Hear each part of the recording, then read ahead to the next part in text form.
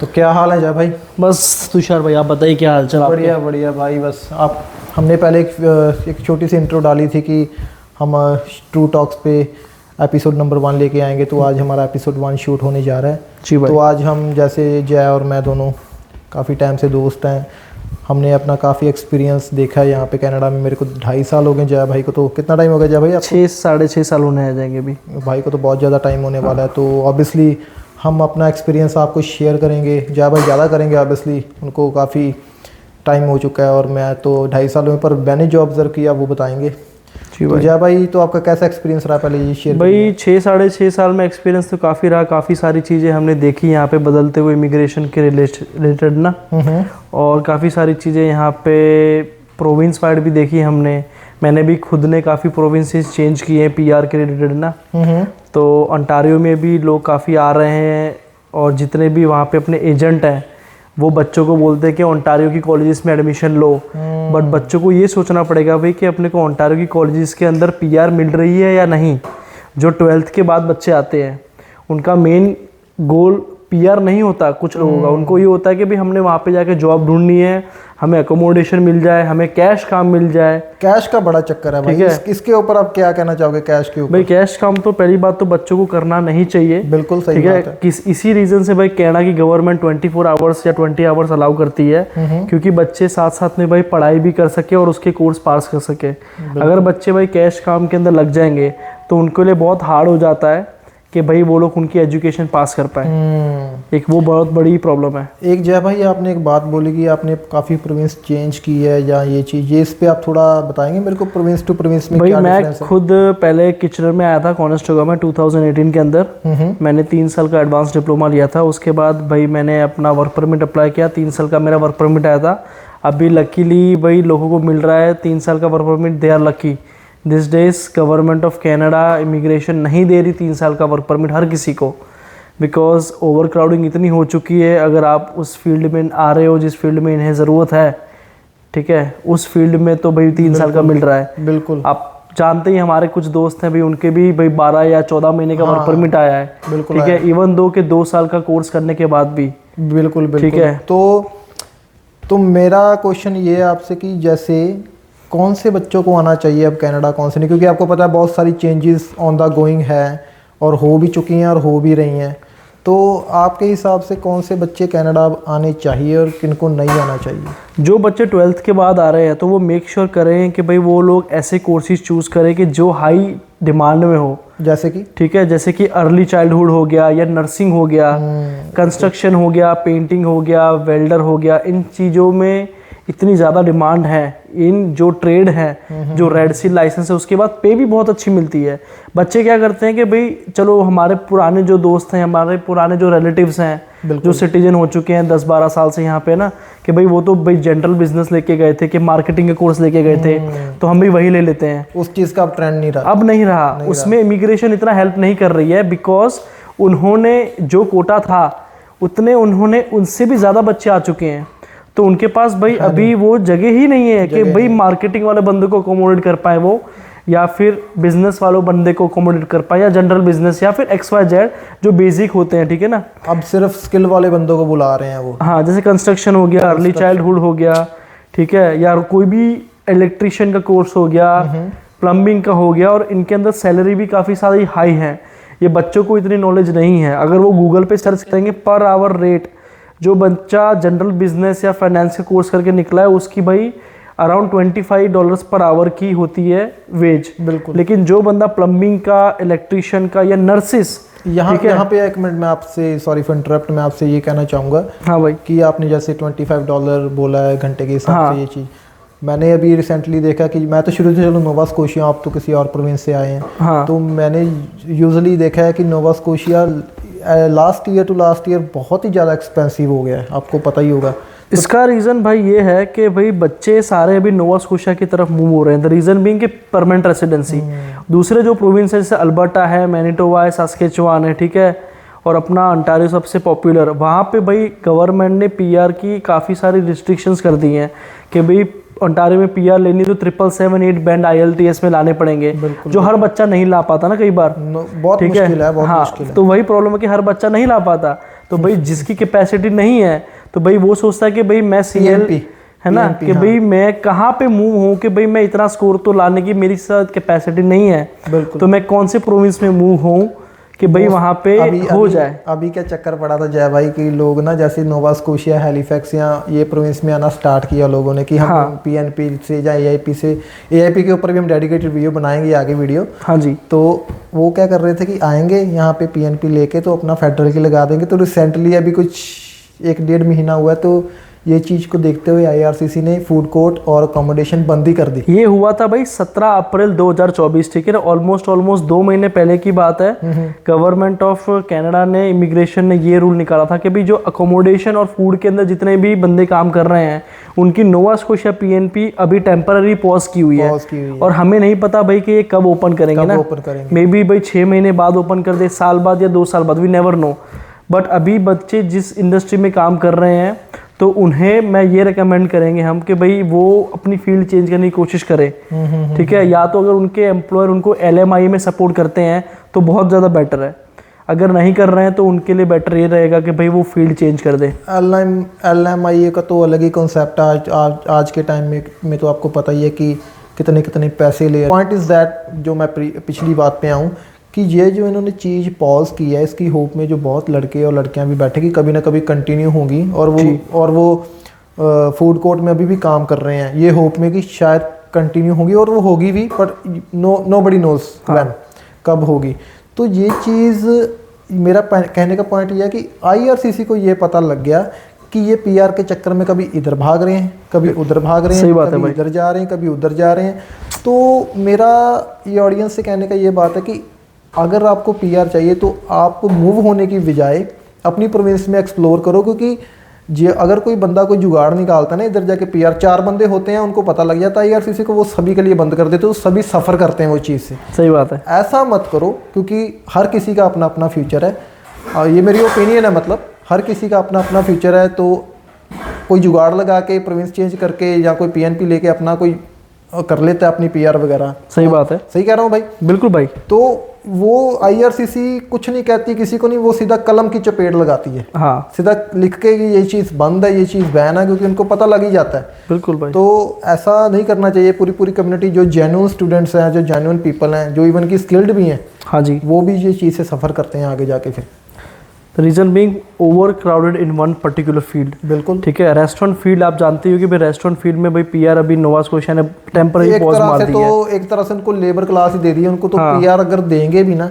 तो भाई वो बहुत लंबा प्रोसेस चलेगा। PNP आने में 6 महीने, फेडरल में आने में 1 साल, तो बंदा लटकता रहेगा, बीच में उसका एक्सपायर हो रहा है वर्क परमिट, तो IRCC को इससे कोई लेना देना। और भाई जिन्होंने भी 2024 में या 23 में फाइल लगाई है PNP की, उनकी भी 2024 में PNP प्रोसेस नहीं होगी, ये भी उन्होंने उनकी गवर्नमेंट की वेबसाइट पे उन्होंने डाला हुआ है। अच्छा, ठीक है, कि जिन्होंने भी 2024 में PNP की फाइल लगाई है, AIP नहीं PNP, ये बात मेरे को आपसे पता लगी है। हाँ, ये 2024 में प्रोसेस नहीं होगी। मेरे काफ़ी सारे दोस्तों को पर्टिकुलरली मेल आई, तो उन्होंने मुझे कांटेक्ट किया कि भाई जय भाई ये क्या चीज़ है ना। तो फिर मैंने जाके पढ़ा उनकी वेबसाइट पे जाके, तो भाई मेरे को वहाँ से पता चला कि 2024 में प्रोसेस नहीं होगी। तो वो तो भाई जिनका अगर वर्क वीज़ा ख़त्म हो रहा है इसी साल में दिसंबर से पहले, तो या तो वो LMI ऑप्शन जाएंगे या फिर उनको विजिटर रिकॉर्ड पे जाना पड़ेगा। वो तो फिर वही कागज पत्र वाला काम बढ़ जाता है। हाँ, बिल्कुल, वो चक्कर वाला काम, पैसे भी लगते हैं अप्लाई करने में, वेट भी करना बिल्कुल भाई। तो ये तो चलो एक PR का एक अपना ही सिनेरियो हो गया। अगर मैं आपसे बात करूँ भी, इंडिया में लोगों को ऐसा बहुत लगता है कि ये बंदा बाहर गया, पता नहीं नोट छाप रहा है, पता नहीं क्या कर रहा है वहाँ पे जाके, समझे बात आप? उनको ऐसा लगता है पता नहीं कितने के ज़्यादा भी ऐश कर रहा है वहाँ पे, क्योंकि मोस्ट ऑफ द लोग इंस्टाग्राम पे ना अपनी वही पिक्चर शेयर करते हैं जिसमें वो अच्छे, मतलब कि लाइफस्टाइल बढ़िया वाला शो करते हैं। ये स्ट्रेसफुल लाइफ यहाँ पे कितनी आपको पता ही है। मेरे को 2.5 साल में पता लग गया, आपको तो काफ़ी टाइम हो गया ना। जैसे अब आप ये मेरे को, मतलब आपसे एक ओपिनियन या सजेशन पूछ रहा हूँ। हाँ जी, कि इंडिया वाले बंदों को जब हम बोलते हैं ना कि आप यहाँ पे मत आओ, भी वो ये कहते हैं कि भाई खुद वहाँ पे है तो हमको क्यों बोल रहा है मत, है ना भाई? उनको कई बार ये लगता है कि भाई हाँ, हर अलग बंदे की थाली में ना घी, ज़्यादा होता है, ऐसा नहीं होता। नहीं होता। अपन ने भी भाई बहुत स्ट्रगल की, बहुत मेहनत अभी भी कर रहे हैं ना, ठीक है। अभी आप देखो रात के 11-12 बजे हम शूट कर रहे हैं, तो हाँ। आप भी काम से फ्री होके आओ, मैं भी काम से फ्री, ये लोग नहीं देखते। हाँ। वो कहते कि बस कि बंदे बाहर बंदे ऐश तो कर चलो रहे भाई हैं। ऐश कर रहे हैं ना, अच्छे कपड़े, अच्छी गाड़ी, अच्छे घर में रह रहे हैं, बिल्कुल। लेकिन भाई उसके पीछे जो हार्डवर्क और स्ट्रगल होती है भाई, वो दिन और रात की मेहनत होती है, वो भी भाई आप लोग देखो ना तो आप लोगों को ये पता चले। हाँ, बिल्कुल सही ठीक है, बात क्योंकि दिन और रात की मेहनत होती है बंदे की। ठीक है भाई, कई बार बंदे को यहाँ पे 8 या 10 घंटे की नींद नहीं मिल पाती, कई बार वो टाइम पे खाना नहीं खा पाता, कई बार वो घर पे बात नहीं कर पाता टाइम पे, बिकॉज खाने की बात आपने की है। खाना तो भाई मानोगे आप, मेरा कई टाइम स्किप हुआ है खाना। तो बंदा क्या ही करे, कई बार मैगी खा के रात को सोना पड़ता है भाई। ठीक है, कई बार भाई बंदा भूखे पेट भी सो जाता है। भूखे पेट तो मैं कितनी बार सोया हूँ, मैं बताता नहीं किसी को। अब ये यूट्यूब के अब जैसे वीडियो के में भी मेरे घर वालों को पता लग जाए, पर मैं ये शेयर नहीं, ऐसे टेंशन लेंगे क्या ही फायदा, वो थोड़ी घर से अब मेरे के मुंह में वाला डाल देंगे। सही बात है। तो पर क्या ही करें, मजबूरी है भाई, बिजी लाइफ है बहुत ज़्यादा, सुबह काम पे जाना। तो लोगों को इंडिया में ऐसे लगता है कि पता नहीं वहाँ पे जैसे पेड़ों पे डॉलर लगे हैं तो वो बड़ा अच्छा कर रहा है। भाई मेहनत करते हैं यार। और लोगों की ये बात भी बड़ी है चक्कर कि वो ना कंपेयर करते हैं अपने आप को। अगर सपोज करो मेरा प्रोफेशन या आपका प्रोफेशन एक हाई एंड प्रोफेशन है, तो हमारे सपोज करो हमारा बनता है 5-10 हज़ार या 20 हज़ार या 2,000 डॉलर मंथली, कुछ भी XYZ मनी। तो जो लोग यहाँ पे इंडिया से आ चुके होते हैं वो कहते हैं उसकी अच्छी इनकम बन रही है, मेरी बन नहीं रही। तो वो उसके अपने सिनेरियो पे डिपेंड है ना, उससे कौन सी स्किल, कौन सी स्टडी और कौन सा सिस्टम उसने किया है या वो क्या कर रहा है, उस पर डिपेंड करता है। वो टिम हॉर्टन लेबर करेगा या कोई भी बंदा वॉलमार्ट में, उसकी तो उतनी ही सैलरी होगी। अब जो बंदा कंस्ट्रक्शन बंदा है, वो जो लीड कारपेंटर हो गया, सुपरवाइजर हो गया, ऑब्वियसली उसकी 25-30 डॉलर पर आवर तो होगी उसकी। बिल्कुल सही बात है भाई। तो लोग एक दूसरे को ना कंपेयर बड़ा करते हैं, और कई बार लोग ना अगले का प्रोफेशन देख के अपने डिसीजन पे इन्फ्लुएंस लेके अपना प्रोफेशन चेंज करने की कोशिश करते हैं धक्के से। बिल्कुल। इसके अंदर भाई ऐसा है ना, बंदा कि जब वो आता है भाई तो उसकी संगत कैसी डिपेंड वो करता है। कई बार भाई आप देखोगे कि ग्रुप ऑफ पीपल है ना भाई, घर में रह रहा है, वो सभी लोग टिम हॉर्टन्स में काम कर रहे हैं, मैकडोनल्ड्स में काम कर रहे हैं, KFC या फिर एक ही मिनिमम जॉब कर रहे हैं ना, या वॉलमार्ट में जॉब कर रहे हैं। ठीक है भाई, कुछ घर में बंदे ऐसे होते हैं ना भाई जो काम कर रहे हैं अपना, इसके ऊपर क्या कहते हैं कि भाई कंस्ट्रक्शन में लगे हुए हैं। ठीक है, तो उसके घर भाई जो भी कोई बंदा आता है इंडिया से तो बोलते हैं भाई कि कंस्ट्रक्शन पे हमारे बॉस के यहाँ पे जगह तो तू आ जा। ठीक है, कोई बंदा ट्रकिंग में कर रहा होगा तो वो बोलेगा भाई तू ट्रक का लाइसेंस ले लेना। ठीक है, कि भाई तू ट्रकिंग में लग जाएगा, भाई ट्रक में 5,000-6,000 महीने का बनता है। अगर तू लॉन्ग हॉल करेगा, USA जा रहा है ना यहाँ से, तो मे बी उससे ज़्यादा बनता है पैसा। सजेशंस लोग बहुत देते हैं। हाँ, पर लोग क्या करते हैं, एक दूसरे के ना इनकम फैक्टर को देख के धक्के से उस प्रोफेशन में घुसने की कोशिश करते हैं, पर उनको ये नहीं पता होता मेरा इस लाइन में इंटरेस्ट है कि नहीं है। बिल्कुल सही बात है भाई। और वो मन मार के काम करते हैं कई बार। तो वो कहते हैं कि यार मैं तो बहुत स्ट्रेस फ्री रहता हूँ सारा दिन, और पैसा तो मेरा बेशक बन रहा है पर मेरे को चैन नहीं है। ऐसे बंदे भी हैं जो सेम प्रोफेशन करते हैं और वो भी स्ट्रेस फ्री रहते हैं, पर वो खुश रहते हैं क्योंकि उनका इंटरेस्ट है इस चीज़ में। बिल्कुल सही बात है भाई। बात इंटरेस्ट की होती है कि भाई आप पसंद करते हो वो चीज़ में काम करना। बिल्कुल। आप पसंद नहीं करते हो तो भाई आप लंबा टाइम उस चीज़ में नहीं काम कर पाओगे भाई। तो मेरा तो यही कहना है भाई, मैं जैसे ओपिनियन और सजेशन अगर मैं दूं, मैं किसी को एडवाइस तो नहीं दे सकता। ओपिनियन और सजेशन ये है बिल्कुल भाई कि जिस बंदे को जिस लाइन में इंटरेस्ट है ना उसी लाइन में जाए। अगर आप शुरू में कनाडा आ रहे हो, बेशक मैंने भी पहले ऐसे काम किए हैं जो मन मार के, वो शुरू वाला टाइम होता है जो करना ही पड़ता है, टिम हॉर्टन लेबर लूबर। पर बिल्कुल भाई, दूसरे के काम से इन्फ्लुएंस ना हो, आप शुरू में लेबर करो, 4 पैसे जोड़ो, जिसमें आपको इंटरेस्ट है उसमें आगे खुद अपने माइंड के हिसाब से ग्रो करो, किसी को देख के मत ग्रो करो। तो अगर यही मेरा मेन ओपिनियन है कि अपना इंटरेस्ट है उसमें ही काम करो। और दूसरी बात, जो इंडिया में सोचते हैं बाहर जाके बहुत पैसा है या ये है या वो है, भाई ये तो आपको भी पता है, मेरे को भी पता है, पैसा तो क्या ही है। जितना खर्चा यहाँ पे कितना है, खर्चा गिना दो आप पहले, फिर मैं आपको भाई देखो खर्चा तो ऐसे ना भाई कि आप कहीं भी रह रहे हो, अकोमोडेशन आपका एक्सपेंस पड़ जाता है अराउंड 400 से। अभी तो नोवा स्कोशिया में रिसेंटली कितना हाइक गया अकोमोडेशन। भाई नोवा स्कोशिया का जो अकोमोडेशन का प्राइस है, घरों के जो यहाँ पे रेंटल के प्राइस हैं भाई, सेम ओंटारियो में अगर आप टोरंटो में ले रहे हो, ठीक है, 2 बेडरूम का घर आपको 2500 में मिल रहा है। यहाँ पे भी अगर आप 2 बेडरूम का अपार्टमेंट या 2 बेडरूम का हाउस लेने जाओगे, ठीक है, तो वो आपको 2500 में मिलेगा। प्लस भाई आपका इलेक्ट्रिसिटी सेपरेट होती है, वाईफाई सेपरेट होता है। अगर अपन बिल्डिंग्स में रह रहे हैं तो मे बी कुछ केसेस में अपना वाटर इंक्लूडेड होता है, घरों के अंदर वाटर इंक्लूडेड नहीं होता है। तो हम ऐसे मतलब लमसम लगा ले कि $200 से $300 एक्स्ट्रा यूटिलिटीज का लगे, जाता ही जाता है भाई। ठीक है। हाँ, तो भाई अपने को भाई वही पड़ गया $2600-2700 पर मंथ, 2 बेडरूम का पड़ गया। 3 बेडरूम का घर है भाई, तो उसका 3200 या 3300 का रेंट है। उसके ऊपर भाई $100 का वाईफाई लग जाता है अप्रोक्सीमेटली, ठीक है। उसके ऊपर अपना इलेक्ट्रिसिटी 200-300 महीने का आ जाता है, डिपेंडिंग ऑन द यूसेज है ना। बिल्कुल ठीक है। तो भाई पर पर्सन अपना यहाँ पे $1000 तो मिनिमम खर्चा है रहने का।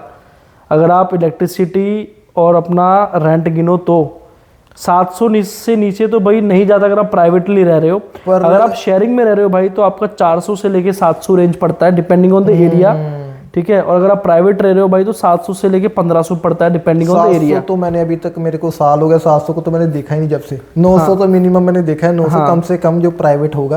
और शेयरिंग में तो 500 जाता ही जाता है। यूटिलिटीज इंक्लूड कई बार होता है, तो कई बार सेपरेट भी होता है, मतलब 600-700 पड़ जाता है। 450 तो भाई मतलब आई थिंक ये रेंज है कि यहाँ से रेंट स्टार्ट होते हैं, ठीक है। तो अब ये नेसेसरी है, ये चीज़ हम एग्जाम्प्ट नहीं कर सकते। नहीं कर सकते भाई। ये हो गया 500, एक जगह पे 500 लगाओ, उसके बाद आप ग्रोसरी का जैसे 150-200 लग जाता है एक सिंगल पर्सन का। हाँ भाई 200 तो अगर इंडियन करेंसी में कन्वर्ट करें अप्रोक्सीमेटली 12,000-15,000 रुपए हो जाते हैं अपने महीने के खाने के खर्चे। बिल्कुल, खाने के खर्चे, वो भी एक डिसेंट खाना, ज्यादा अच्छा भी नहीं और ज्यादा नीचे भी नहीं, कि भाई बंदा रोज रोटी पानी खा रहा है, अपना चाय वगैरह पी रहा है, थोड़े बहुत फूड्स खा रहा है, ठीक है। उसके बाद भाई अपना बस का खर्चा आ गया, बस का ट्रांसपोर्टेशन एक्सपेंस हो गया। बिल्कुल सही बात है, ठीक है। अगर किसी के पास गाड़ी, उसका तो ज्यादा ही है। गाड़ी का है भाई तो इंश्योरेंस और पेट्रोल का पेट्रोल तो भाई मैं तो ये बोलूँगा भाई कि हाइब्रिड गाड़ी लो या तो इलेक्ट्रिक गाड़ी लो। जैसे आपका काम, आप तो एक्सट्रीमली यूज करते हो गाड़ी, आपका तो बहुत ज्यादा होता होगा। भाई मेरा घूमना फिरना बहुत ज्यादा होता है, तो भाई मेरी तो गाड़ी रोज की भाई 100 किलोमीटर तो कहाँ घूम जाती पता नहीं चलता। My God, is so expensive, gas is so expensive here. भाई ऑलमोस्ट अभी गैस का प्राइस चल रहा है $1.70 के आसपास है अपने नोवा स्कोशिया में। बिल्कुल बिल्कुल। तो भाई ये तो जैसे ये भी एक हो गया है ना, जैसे इसको भी गैस, ट्रांसपोर्टेशन और अकोमोडेशन। फोन बिल भाई, फोन बिल ये बड़ा इंपॉर्टेंट है। ये मैं आपके इससे पे तो एक डेडिकेटेड वीडियो बनती है इंडिया से डायरेक्ट यहाँ पे आके ना लोग देखो देखी इंस्टॉलमेंट्स पे, जैसे किश्तों पे, जैसे फाइनेंस कुछ भी करके फोन ले लेते हैं, बाद में कहते हैं भाई आईफोन 14 ले लिया, 15 प्रो मैक्स ले लिया, यहाँ पे सिम पे फोन मिल जाता है। उसके बाद भाई S24 अल्ट्रा ले लिया लोगों ने, बस देखो देखिए लेते किस्तों पे गाड़ी ले ली लोगों ने भाई, बाद में कहते हैं क्या ही कर लिया भाई हमने। सही बात है। तो वो यहाँ पे सिस्टम ऐसा है कि सिम पे फोन दे देते हैं ना, ये चक्कर है जी भाई। तो अगर लमसम लगा के चले $100 से $150 हो गया फोन का, हाँ जी, तो 500 प्लस वो 200 ग्रोसरी, तो भाई मतलब मोटा मोटा बंदे को 1000 लगा लो आप। 1000 भी नहीं भाई, $1500 तो बंदे को यहाँ पे मिनिमम उसका खर्चा पड़ जाता है। 1500 अगर इंडियन करेंसी में कन्वर्ट करें 90,000 रुपए, हाँ, तो एक बंदे का इसमें कुछ एग्जम्प्ट भी नहीं कर सकते हम, कहें ना अगर कि हम ये चीज़ में कॉम्प्रोमाइज़ कर लें या ये नहीं होगा। ये तो पक्का आपका 90,000 से 1 लाख रुपए आपका मंथली खर्चा। और इंडिया में लोग क्या कहते हैं, बाहर जाके पैसे कमा रहा है, जैसे नोट लगे हैं, तो ये। और भाई 1500 के अंदर भी मैंने ना अपना जो मिसलेनियस खर्चा है कि बंदा भाई बाहर जाता है कभी ग्रोसरी करने, तो भाई कई बार वो घर लौटते हुए बस में उसने नहीं आना, तो भाई ऊबर करवा ली ना महीने में 1 या 2 बार ही, या बाहर खाना खा लिया उसने, या 2-4 चीज़ें खरीद ली उसने अपने लिए भाई, तो उसका भी भाई $200 से $300 तो बंदा खर्च देता ही है। बिल्कुल बिल्कुल, ठीक है। लड़कियां बाहर जाती भाई तो भाई दे ऑल्सो नीड मेकअप, है ना, उनकी नेसेसिटी ये चीज़, तो भाई वो भी मेकअप के ऊपर खर्चा करती हैं।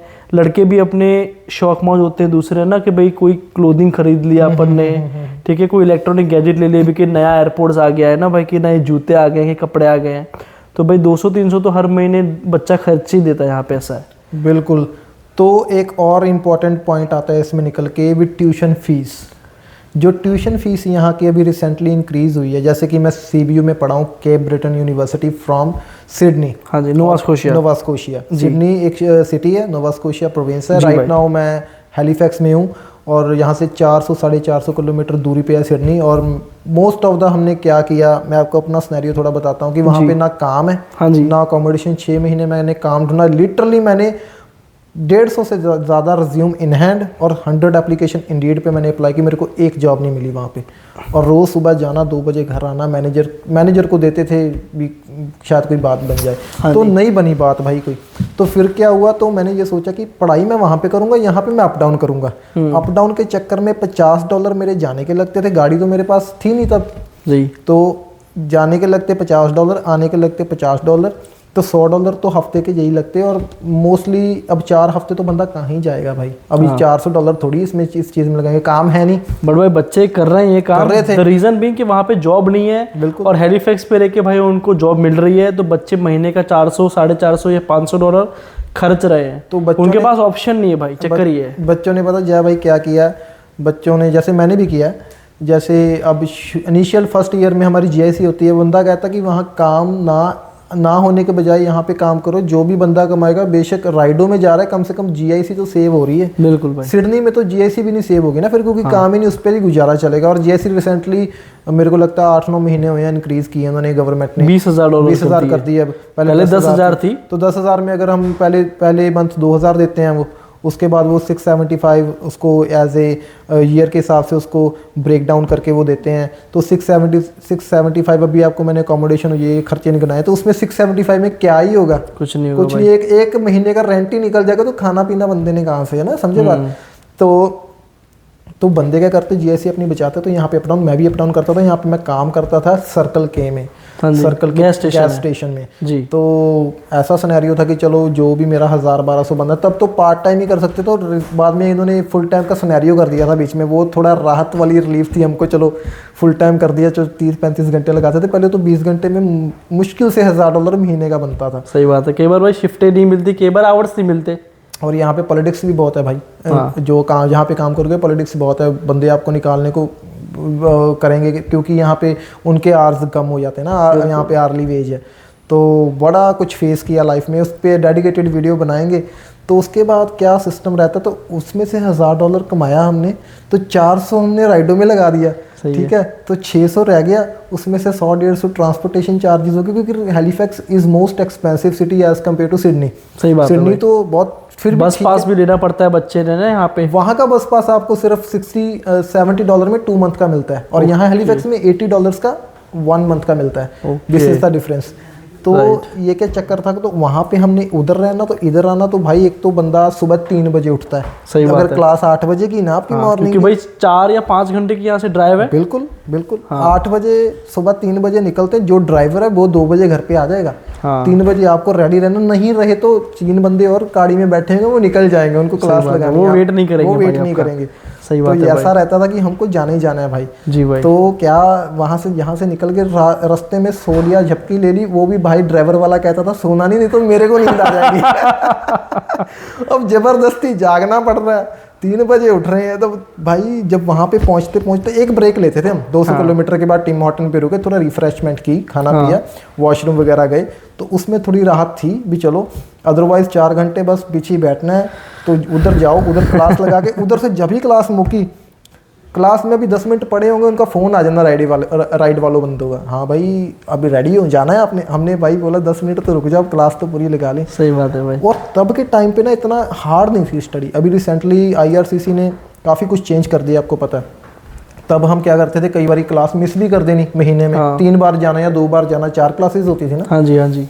तो अब क्या चक्कर, अब जाना ही पड़ता है, अब अटेंडेंस सिस्टम कर दिया ना। बिल्कुल भाई। तब ऐसा भी नहीं था कि 50% ऑनलाइन स्टडी और ऑफलाइन स्टडी और वर्क परमिट इफेक्ट, ऐसा कुछ चीज नहीं थी। अब तो ऐसा कि आपको मिनिमम आपको 50% ऑफलाइन स्टडी करनी ही पड़ेगी, अदरवाइज आपका वर्क परमिट कम आएगा। अब तो वर्क परमिट अलग ही चर्चा चल रही है, इस पर अलग वीडियो बनाएंगे। 8 न्यू उन्होंने पॉइंट्स निकाले हैं वर्क परमिट पे किसको देना। अब तो ऐसा कह रहे हैं कि पब्लिक इंस्टीट्यूशन पे पढ़ने के बाद भी वो वर्क परमिट नहीं देंगे, सिर्फ उनको देंगे जो सिर्फ स्किल ट्रेड या in demand occupation in the province होंगे, उसको ही वर्क परमिट मिलेगा। जी भाई। टचवुड मेरा वर्क परमिट में आ गया है। वर्क परमिट तो ये चीज़ से मैं, अब मेरा भाई भी है जैसे वो सिडनी में पढ़ता है, उसका देखेंगे अब क्या बनता है, क्योंकि मेरा तो चलो हो गया, वो तो अभी पढ़ाई कर रहा है, उसका फर्स्ट ईयर है। तो अब ट्यूशन फीस पे हम बात कर रहे थे, मैं वही पॉइंट पे दोबारा हाँ जी भाई। अभी जब मैं पढ़ाई कर रहा था ना, तब ट्यूशन फीस थी 20,000 पहले साल की, हाँ, और 10,000 दूसरे साल की। 20,000 मतलब 2 सेमेस्टर की 20,000 थी, 1 सेमेस्टर की 10,000 थी। जैसे टोटल 4 सेमेस्टर थे मेरे। हाँ जी। पहले की एक साल की फीस तो मैं इंडिया से भर के आया था, इट मीन्स 2 सेमेस्टर। हाँ जी। और वो थी मेरी 20,000 कैड, कैनेडियन डॉलर। जी भाई। तो मैं भर के आया था, ये कुछ 12 लाख समथिंग बनता है इंडियन रुपीज़ में। हाँ जी। तो भर के आया था, तो जब मैंने भरी, तो जब नेक्स्ट ईयर हमारा ऐसा रहता है कि CBA में डिप्लोमा लेते हो ना, तो आपकी नेक्स्ट ईयर की 10,000 रहेगी, पर सेमेस्टर 2 ही रहेंगे। नेक्स्ट ईयर आपकी फीस 10,000 ही रहेगी, पर सेमेस्टर 2 रहेंगे। ओके। पहले साल में आपके 2 सेमेस्टर ही रहेंगे, पर $20,000 आपकी फीस रहेगी। तो मतलब भाई पहले 2 सेमेस्टर मतलब पर सेमेस्टर 10,000 पड़ गई, 10,000 और जो थर्ड सेमेस्टर है उसकी 5,000 और फोर्थ की भी 5,000 पड़ जाएगी। ओके भाई, ये तो नई चीज़ जानने को मिली मुझे भी आज। तो पर इसका चक्कर दूसरे में अफेक्ट आपको दूसरी चीज में दिखेगा। जैसे आप डिग्री लेते हो 3 साल की, हाँ जी, CBU में, हाँ जी, उसका 20,000 20,000 20,000 तीनों साल 20,000 होगा उसका। अगर डिग्री है तो डिग्री, अगर डिप्लोमा है तो 10,000, अपना 20,000 पहले साल में, दूसरे साल में 10,000। और इनका क्या चक्कर रहता है कि आपके पहले सेमेस्टर में आपको 4 सब्जेक्ट मिनिमम लेने हैं फुल टाइम के लिए, 4 सब्जेक्ट मिनिमम। तो 8 सब्जेक्ट हो गए आपके पहले साल। 20,000 आपकी ट्यूशन फीस आपके स्टूडेंट अकाउंट से उन्होंने काट ली जी। सेकंड ईयर में आपका जो थर्ड सेमेस्टर होगा उसमें भी आपने 4 सब्जेक्ट उठाने हैं, एक सब्जेक्ट $2,000 का है, तो उसमें से आपके पैसे कट गए। 10,000 अगर मैं पे करता हूँ स्टूडेंट अकाउंट में, उसमें रिचार्ज करता हूँ अगर, उसमें से 2,000 के हिसाब से तो मेरे 4 सब्जेक्ट का 8,000 कट गया। अब आप कहोगे कि आप पीछे तो आपका 2,000 ही रहेगा, तो 4th सेमेस्टर पड़ा है अभी। हाँ, तो उनका क्या रहता है, 4th सेमेस्टर प्रोजेक्ट होता है, वो कोई सेमेस्टर नहीं होता। हाँ जी।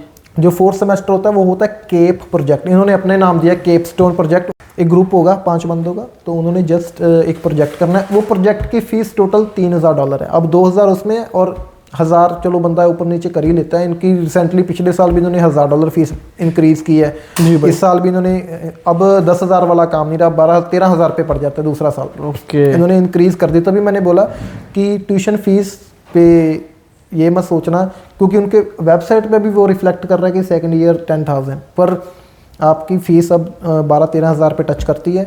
दूसरी बात, जो मिसलेनियस एक्सपेंस है वो उसमें नहीं है। जैसे कि कई ऐसे सब्जेक्ट हैं जो आपको ऑनलाइन डिजिटल बुक लेनी ही पड़ेगी। हाँ जी। और उसमें क्विज़ होती है, वो क्विज़ के नंबर होते हैं, वो क्विज़ आप करोगे तो तभी आपको आपके नंबर मिलेंगे आगे जाके, तो वो लेनी पड़ेगी। जैसे टॉप हैट कंपनी है, मैकग्रिल कंपनी है। हाँ जी, हाँ ये 2 हैं जो ऑनलाइन कोर्सेस या ऑनलाइन बुक बाय करनी पड़ती है, बुक बाय करनी पड़ती और है। उसके अंदर ही प्रोजेक्ट्स होते हैं, क्विजेस होती हैं, और मिड टर्म या एग्जाम्स अंदर ही होती है मैकग्रिल। तो ये आपको बाय करनी पड़ेगी, अदरवाइज आपका सब्जेक्ट आगे फर्दर पास ही नहीं होता बंदा। इसमें ऑप्शन नहीं है, जो लेनी है लो, नहीं तो नहीं, आपको बाय करनी पड़ेगी। मिसलेनियस एक्सपेंस आप लेके चलो $1,000। ओके। तो आपको सेकंड ईयर 15,000 में पड़ जाएगा। ये मैं इसीलिए बता रहा हूँ, अगर किसी ने केप ब्रिटेन आना होगा यूनिवर्सिटी में तो वहाँ पे 10,000 रिफ्लेक्ट कर रही है, पर 15,000 अपना बजट लेके चलना, इतना लगेगा।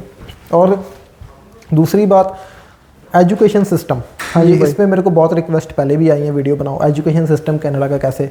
अभी आपको मोटा मोटा बता देता हूँ। एजुकेशन सिस्टम आपने भी जैसे स्टडी की, मैंने भी, इंडिया से तो बहुत ज़्यादा इजी है। हाँ। बट इस पे डेडिकेटेड वीडियो हम लेके आएंगे भी, कैसे इन्होंने ब्रेक डाउन किया सारा, 20% इसके, 20% उसके, 10% इसके, ये ब्ला ब्ला ब्ला।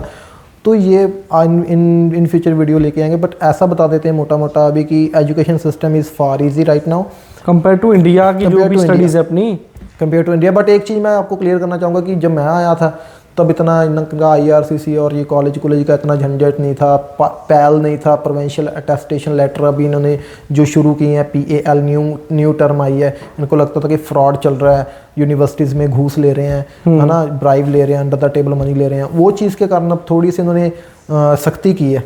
हाँ जी। उसमें तो वो चीज़ में सख्ती की, अब थोड़ी सी ना, जैसे अब थोड़ी सी जैसे हार्ड हो चुकी है स्टडी। जैसे कि मैंने आपको बोला कि अब क्लासेस लगानी पड़ती हैं। पहले था कि नहीं, अटेंडेंस भाई पहले इन्होंने 20% नहीं थी, 20% कर दिया। अभी भाई रिसेंटली एक मेरे नोन में बंदा है, उसने अटेंडेंस नहीं लगाई, तो उसकी वजह से प्रोफेसर ने उसको लास्ट एग्जाम में पास नहीं किया।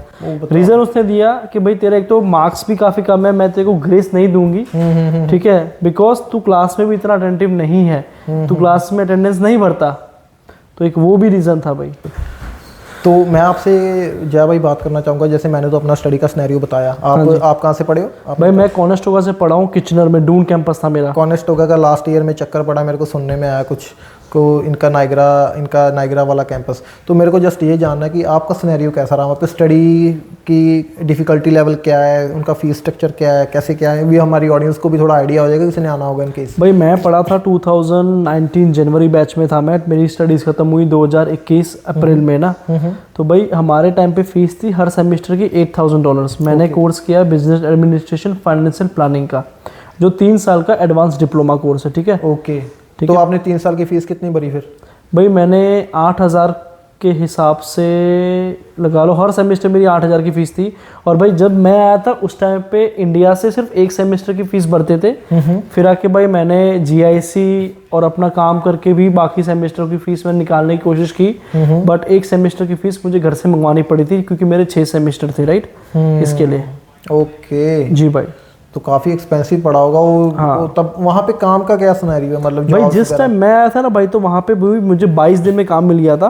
ओह। टिम हॉर्टन्स मेरी पहली जॉब थी भाई, मैंने 1.5 साल टिम हॉर्टन्स में काम किया। मैंने सुना है कि काफी हार्ड जॉब है वहाँ पे, मतलब टिम हॉर्टन्स का रेस्टोरेंट लाइन काफी हार्ड जॉब है। भाई टिम हॉर्टन्स ऐसा है ना कि भाई थोड़ा सा काम करवाते हैं, मतलब वहाँ पे बिजी होता है तो बंदे ने काफ़ी एक्टिवली काम करना पड़ता है ना, कि भाई कस्टमर बैक टू बैक। और टिम हॉर्टन्स एक ऐसी चेन है भाई कि बंदे वहाँ पे बहुत ज़्यादा आते हैं। वो मतलब अपना इंडिया का ये लगा लो कि कोई भी फेमस नॉर्मल चाय की दुकान होती है ना भाई, वैसे यहाँ पे टिम हॉर्टन्स है, सबसे चीप है। ठीक है, वहाँ पे खाना पीना भी काफ़ी सस्ता मिलता है बंदों को। सुबह सुबह भाई बंदा जब जॉब पे जा रहा तो टिम हॉर्टन्स होके ही जाता है, ठीक है ना, सही वो बात है, उसका मैंने एक भी रूटीन देखा है ये। तो भाई उन्होंने मेक श्योर करना पड़ता है कि भाई टाइमिंग्स जो कस्टमर आ रहा है वो भाई लेस देन 30 सेकेंड्स या 40 सेकेंड्स में वो ड्राइव थ्रू में ऑर्डर करके निकल जाए बाहर। तो भाई वो तो एक अलग चीज़ है। बट ओंटारियो में जब मैं आया था किचनर में, तो 2019 में भाई जॉब का सिनारियो बहुत अलग था। ये भाई आज से 5 या 6 साल पहले की बात है ना। तब भाई बच्चे इतने नहीं थे, पब्लिक नहीं थी, इतनी ओवर क्राउडिंग नहीं थी कनाडा के अंदर, तो तब काम मिलना ईजी था। ठीक है, तब इतनी एक्सप्लोटेशन भी नहीं होती थी एम्प्लॉयज़ के साथ। अब तो बहुत होती है, इस पे अलग डेडिकेटेड वीडियो बनती है। एक्सप्लोटेशन इवन मेरे साथ भी हुई है ना, तो वो मैं शेयर करूंगा क्या थी। हाँ। तो अभी लेकिन सिनारियो बहुत अलग है यार। तो फिलहाल मैं आपसे बस इतना, अब कौन से बच्चों को आना चाहिए अब आज 2024 में कनाडा, और आपके हिसाब से तो फिर भाई कौन से बंदों को अब आना चाहिए 2024 में? भाई फर्स्ट ऑफ ऑल तो भाई 12th के बाद बंदे जो डायरेक्टली IELTS करके यहाँ पे कॉलेज के अंदर एडमिशन ले लेते हैं भाई, उनको तो मेरे हिसाब से डायरेक्टली नहीं आना चाहिए। उनको भाई ये ना 1 साल का टाइम लेना चाहिए या 2 साल का टाइम लेना चाहिए। मीन टाइम में भी वो कॉलेज अपनी फिनिश कर लेना इंडिया में। और भाई वो उनको कोई ना कोई स्किल सीखनी चाहिए। स्किल जैसे कि भाई प्लम्बिंग की स्किल हो गई, कोई इलेक्ट्रिकल का काम हो गया भाई, कि कंस्ट्रक्शन में छोटा मोटा काम कर लिया ना, किसी कंपनी में कोई वर्क एक्सपीरियंस ले लिया, तो भाई मे बी जब वो यहाँ पे आए तो उनके पास एक्सपीरियंस एक्चुअली में हो। पर आपको पता है इस चीज़ पे भी ना लोग थोड़ा वो कर देते हैं, जैसे कि किसी का बैकग्राउंड इंडिया में मेडिकल है, वो कहता कि मैं प्लम्बिंग की स्किल क्यों सीखूं। अब मेरा ओपिनियन यहाँ पे है, वो मेडिकल या वो स्टडी मैटर नहीं करती। अगर आप कनाडा में मेडिकल फील्ड की स्टडी लेके आ रहे हो पर आपको काम ऑन द स्पॉट चाहिए आने के लिए, तो आपको प्लम्बिंग वेल्डिंग जो भी ये कुछ भी सीखना ही पड़ेगा। तो 1 मिनट में कंस्ट्रक्शन की जैसे हो गया, तो हैंडी काम आना बंदे को ज़रूरी है थोड़ा बहुत, अगर उनको राइट अवे जॉब चाहिए भाई तो। समझ रहे? मैंने यहाँ पे देखा लोग आते हैं जैसे कनाडा अपना इंडिया से आते हैं, हाँ, यहाँ पे 6-6 महीने जॉब ही ढूंढते रहते हैं और लाइनें लगी होती है टिम हॉर्टन के पास। हाँ, और उनको जॉब वगैरह जल्दी नहीं मिलती। वो रीज़न बीइंग ये है कि स्किल सेट नहीं है उनके पास भाई। स्किल सेट भी नहीं, 4 जॉब निकलती हैं, 500 रिज्यूम आ रखा होता है। मैनेजर भी करे तो क्या करे, ये भी बात है। तो एक तो चलो आपने बोला स्किल के लिए, और मेरा जैसे ओपिनियन है कि जैसे बहुत ज़्यादा टाइट हो रहा है कनाडा अपने आप में, IRCC के रूल्स लागू हो रहे हैं बहुत ज़्यादा। PR के चक्कर में भी हम PR के ऊपर डेडिकेटेड वीडियो, इमिग्रेशन पे डेडिकेटेड वीडियो बनाएंगे, वो चीज़ें में भी अब काफ़ी लगाम कस रहे हैं वो। तो मेरा ये है कि 20-25 लाख अगर इंडिया में लगा के यहाँ पे ही आना है, तो 20-25 लाख लगा के तो इंडिया में कोई ना कोई बिजनेस स्टार्ट करो। तो मैं कहता हूँ ज़्यादा बेटर, क्योंकि बंदा वहाँ पे यूज्ड होता है, अपना घर, अपनी गाड़ी, ईजी सब कुछ, ज़ीरो से स्टार्ट नहीं करना पड़ता। और ऐसा है ना भाई कि बंदे ये सोचते हैं कि भाई अपनी करेंसी कनाडा की बड़ी है, इंडिया की करेंसी छोटी है। तो भाई अगर यहाँ पे अगर वो जैसे कि महीने का $1000 बंदा कमा रहा है, तो भी इंडिया की करेंसी के हिसाब से वो 60,000 रुपये हो गया है ना। पर बात वही है ना जो पहले हमने डिस्कस की है कि खर्चे $1500 तो खर्चा ही है, 1-1.5 लाख बंदे का। तो इंडिया में खर्चा भी तो 20,000 है ना बंदे का, ये भी चक्कर है। सही है वो तो अब ये बंदा, ये चीज़ आ जाती है कि बचाने वाला कौन है पैसा और फूकने वाला कौन है। और यहाँ पे लोग 2-3 हज़ार कमाते भी हैं और पे अभी आती है तो लोग चलो मॉल पे ये ले लें, कभी वो ले लें, वो फिर कहीं सेव होगा तो कहीं बैक होम पे करेंसी भेजेंगे, जो क्या ही चक्कर है। पर मेन बात ये है कि मेरा ये सोचना है कि आज के टाइम पे इतना मुश्किल हो गया ना कनाडा में अब रहना, अब सब कुछ एक्सपेंसिव हो गया, पीआर का कुछ ज़्यादा स्कोप नहीं रहा। ऑस्ट्रेलिया वाला सिस्टम फॉलो कर रहा है कनाडा, स्किल वाले बंदों को पीआर देंगे ये वो। तो मेन मोटिव तो बंदा यही आता है ना, यहाँ पे हम 4-5 साल बाद पक्के होके तो ये इस चीज़ से एग्जम्प्ट हो जाएंगे पीआर और वीज़ा के चक्कर में। पर अब कई बंदे मैंने ऐसे भी देखे जिनके एक्सपायर हो चुके हैं, स्टेटस एक्सपायर हो चुका है और वो नए नए रास्ते ढूंढ रहे हैं यहाँ पे रहने के। LMI हो गया या हाँ, विजिटर ये रेकर चीज़ें पे हो होके गई। बंदा टाइम बाय तो कर वो भी लेता है तक ना। पीआर ने 5 साल 3 साल का वर्क परमिट के बाद भी 18 महीने की एक्सटेंशन लेने के बाद भी अभी तक वो धक्के खा रहे हैं। तो मेरे हिसाब से अब आना वर्थ है कि नहीं, ये आप अपनी एडवाइस नहीं मतलब ओपिनियन और सजेशन बताइए। भाई मेरे हिसाब से कनाडा आना उन लोगों के लिए वर्थ है भाई जो लोग इंडिया में इतना कुछ अपना नहीं देख रहे फ्यूचर। ठीक है, अभी इंडिया भाई एक ग्रोइंग कंट्री है। ठीक है, सारी की सारी फॉरेन कंट्रीज़ या फॉरेन इन्वेस्टमेंट्स वहाँ पे जाना पसंद कर रहे हैं। बहुत बड़ी बड़ी कंपनियाँ वहाँ पे मैन्युफैक्चरिंग कर रही हैं। इवन दो टेस्ला भी, जो एलोन मस्क है भी, टेस्ला भी वहाँ पे अपना मैन्युफैक्चरिंग प्लांट खोलने की सोच रहा है या तो फिर असेंबल करने की सोच रहा है। भाई टेस्ला बहुत बड़ी कंपनी है, बहुत बड़ी कंपनी। ठीक है, इलेक्ट्रिकल व्हीकल्स के अंदर सबसे बड़ी ग्रिप अभी तक उसकी है।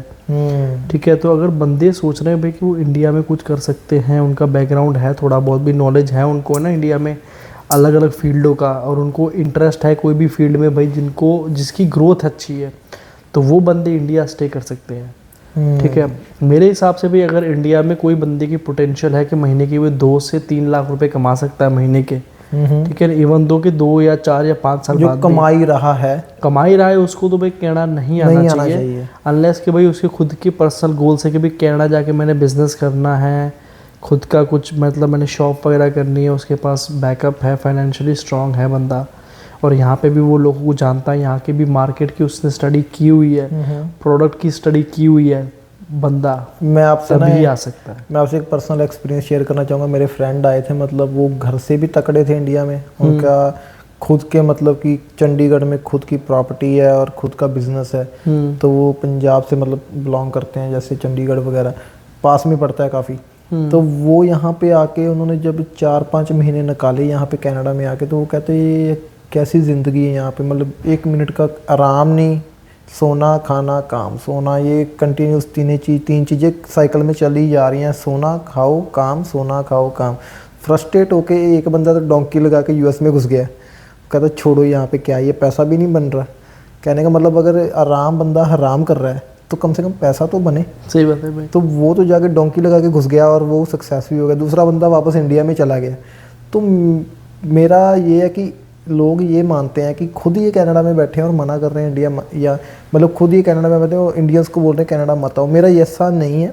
मैं कहता हूँ कि सिनेरियो देखो, आपके सिनेरियो में अगर आपकी अच्छी इनकम ऑलरेडी है इंडिया में, क्योंकि उससे अच्छी तो कोई चीज़ नहीं है ना। आपको जैसे पता ही यहाँ पे खाने को भी क्या है भाई, डिपेंड करता है कि किस बंदे ने यहाँ पे आना चाहिए, किस बंदे ने यहाँ पे नहीं आना चाहिए। वो डिपेंड करता है कि उसका खुद का पर्सनल सिनेरियो कैसा है, बिल्कुल बिल्कुल, उसका पर्सनल थिंकिंग कैसा है भाई, कि वो पर्सन उसकी कैपेसिटी कितनी जानता है बंदा, वो है ना, अपने आप को कितनी ग्रोथ या पुश दे सकता है बंदा। मेरी मानो तो मेरी ओपिनियन ये रहेगी कि अगर इंडिया में अगर अच्छा बंदा अपना घर है, अपनी कार है और 50-60 हज़ार का सर्कल महीने का घूम रहा है जॉब में या बिजनेस में, मेरे को नहीं लगता इससे अच्छी चीज़ होगी कोई भी, क्योंकि यहाँ पे स्ट्रेसफुल लाइफ है बहुत ज़्यादा।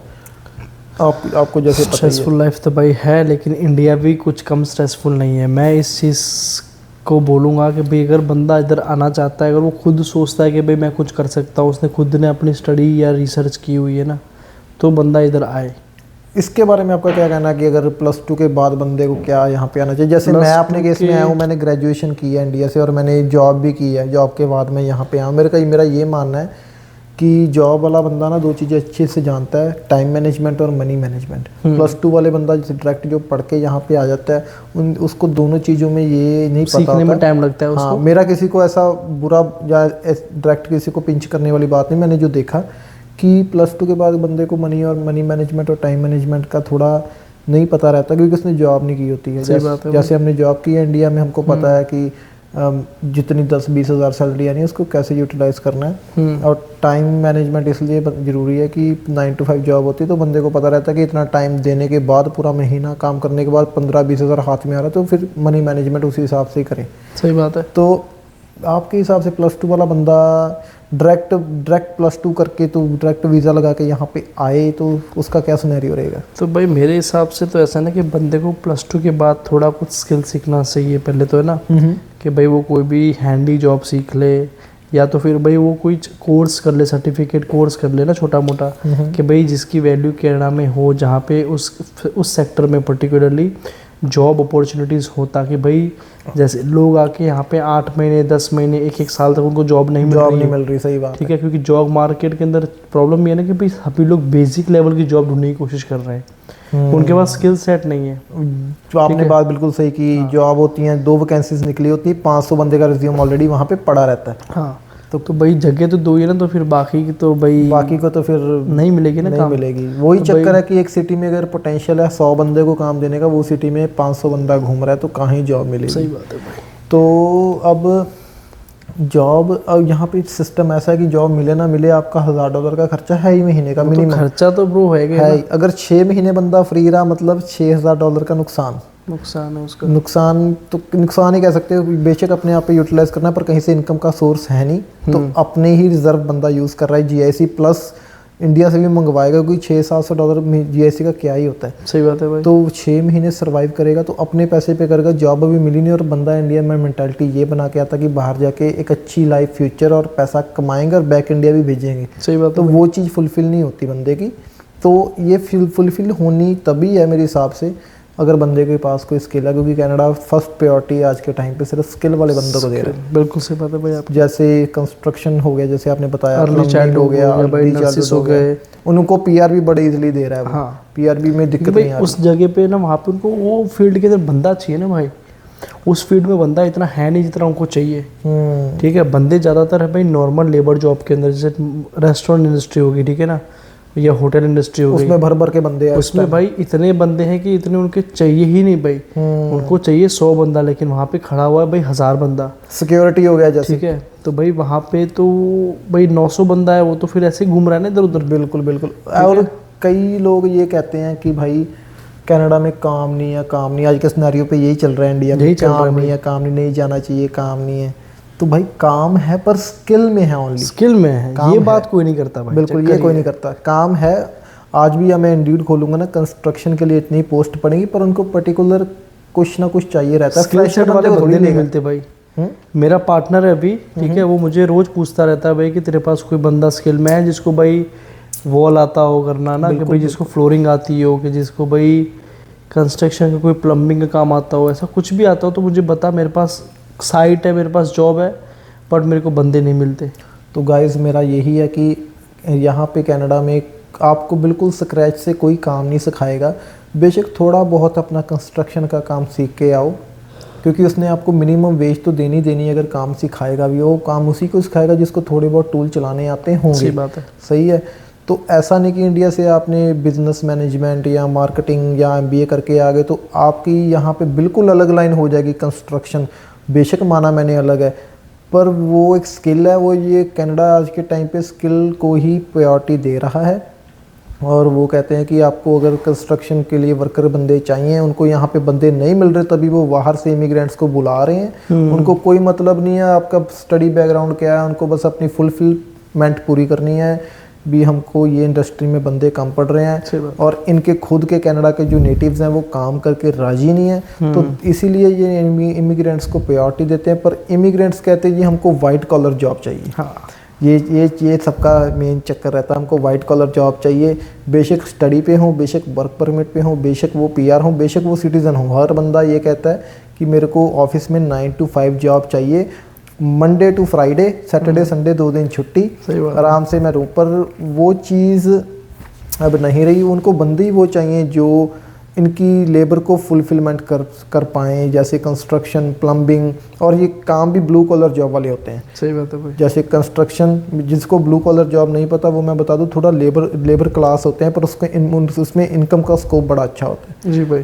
तो जैसे कंस्ट्रक्शन हो गया, कंस्ट्रक्शन में भी अलग अलग कैटेगरीज आ जाती हैं। जैसे रूफिंग का अलग है, फ्लोरिंग का अलग है, ड्राई वॉल का अलग है, कारपेंट्री मैं रिकमेंड ज़्यादा करूँगा क्योंकि वो सूखा काम है, उसमें ज़्यादा कपड़े गंदे वाला काम नहीं, और थोड़ा स्किल वाला काम भी अच्छा मानते हैं उसको, क्योंकि सारा कनाडा ही घर जो है ना वो लकड़ी के बने हुए हैं, वो कभी काम बंद नहीं हो सकता, वो हमेशा स्किल में डिमांड में ही रहेगा, है ना जय भाई। तो वो अगर कारपेंट्री का मैं कहता हूँ थोड़ा बहुत भी सीख के आना बंदा, तो मैं कहता हूँ 2-3 महीने इंडिया में काम करो और यहाँ पे आके बोलो मेरे को 2-3 महीने का एक्सपीरियंस है, हाँ जी। तो आते ही सार वो भी एम्प्लॉयर भी बोलेगा चलो थोड़ा बहुत आता है, थोड़ा बहुत मैं इस पे अपना टाइम और मनी इन्वेस्ट करके इसको ट्रेंड कर दूंगा, और पॉलिश करना है बाद में बंदे ने थोड़ा 20-22 डॉलर उसकी घंटे के हिसाब से देगा, जो कि मेरे को लगता है काफ़ी अच्छी वेज है, क्योंकि मिनिमम तो 15 डॉलर 20 सेंट है अभी, इतनी है ना, इतनी चल रही है, तो 20-25 देना, वो भी एक ट्रेनी को। हाँ। तो मेरे को जैसे लगता है कि बहुत अच्छा है। और ये स्किल वाले काम वही बंदे मेरे हिसाब से आए हैं कनाडा में, जो इंडिया से माइंडसेट बना के आए भी, मेरे को वहाँ पे जाके स्किल वाला काम सीख के पीआर के टाइम या सिटीज़न के टाइम फिर आपके चांसेस बहुत हो जाते हैं वाइट कॉलर जॉब पे शिफ्ट करने के लिए, बट पहले आपको कम से कम यही काम करने पड़ेंगे जिससे आपका घर भी चलता रहे, पैसा भी थोड़ा जुड़ता रहे, और आपका एक स्किल सेट भी बनता रहे, एक्सपीरियंस भी जुड़ता रहे, क्योंकि एक्सपीरियंस ही आपका आगे जाके पीआर के पाथवे को खोलेगा। बिल्कुल बात है ना, सही। तो वो चीज़ बनती रहे, और वो स्किल वाले बंदे को पीआर देते हैं। अभी रिसेंटली आप देख लो कि उन्होंने सारा कुछ पॉज किया, अकोमोडेशन बंद किया हुआ सारा, लेकिन उन्होंने स्किल वाले अभी खोले हुए हैं उन्होंने, और अलग अलग स्ट्रीम खोल रहे हैं, RNIP खोला है, रूरल जो इनका RNIP चल रहा है वो खोला है, उसमें भी स्किल सेट वाले बंदे चाहिए इनको, नर्सिस मेडिकल फील्ड वाले बंदे, RN रजिस्टर्ड नर्स, वो चीज़ें वो इनको बहुत चाहिए, क्योंकि यहाँ का बहुत शॉर्टेज है उसकी, तो बहुत शॉर्टेज है। तो कनाडा पीआर भी दे रहा है, कनाडा बंदे भी बुला रहा है, पर वो सिर्फ एक पर्टिकुलर कैटेगरी ऑफ बंदे ही बुलाना चाहता है। तो इंडिया से अगर आप आओगे तो ये चीज़ें सोच के आना। तो मेरा तो यही ओपिनियन है, अगर आपका कोई है इसके ऊपर कोई टिप्पणी विचार तो आप बता सकते हो जा भाई। तो यही था आज का हमारा एपिसोड 1। तो इसमें हमने आपको काफ़ी इन्फॉर्मेशन बताई जो रिसेंट करंट कनाडा की चल रही है। तो जय भाई और मैंने आपको आगे इन फ्यूचर वीडियोस लेके आते रहेंगे रिगार्डिंग अलग अलग टॉपिक्स पे, और आपको अप टू डेट रखेंगे, पर हम तभी रखेंगे जब आप अपना प्यार दिखाओगे। हमको बदले में सिर्फ एक कमेंट चाहिए और एक सब्सक्राइब चाहिए, हम आपसे कुछ नहीं मांगते। हम भी बहुत मुश्किल से टाइम निकालते हैं आपके लिए। आज अभी रात का 1 बजा हुआ है तो हम वीडियो शूट कर रहे हैं, तो हम आपसे सिर्फ यही चाहते हैं कि आप सब्सक्राइब करें, लाइक करें और कमेंट करें। इन फ्यूचर आपको अच्छी अच्छी वीडियो, अच्छी इन्फॉर्मेशन, ऑथेंटिक इन्फॉर्मेशन के साथ मैं और जय दोनों हम आपके लिए अच्छा कंटेंट बनाएंगे। हम भी हमारी गाइस रिसर्च करते हैं, हम भी हमारा होमवर्क करते हैं बहुत कैमरा के सामने आने से पहले ना, ताकि हम आपको जो भी इंफॉर्मेशन दे वो ऑथेंटिक दें। ठीक है ना, ऐसा है। तो इन फ्यूचर आपको और कंटेंट देंगे। तो आज का यही था, मैं और जय। तो ठीक है जय भाई। ओके भाई। ओके।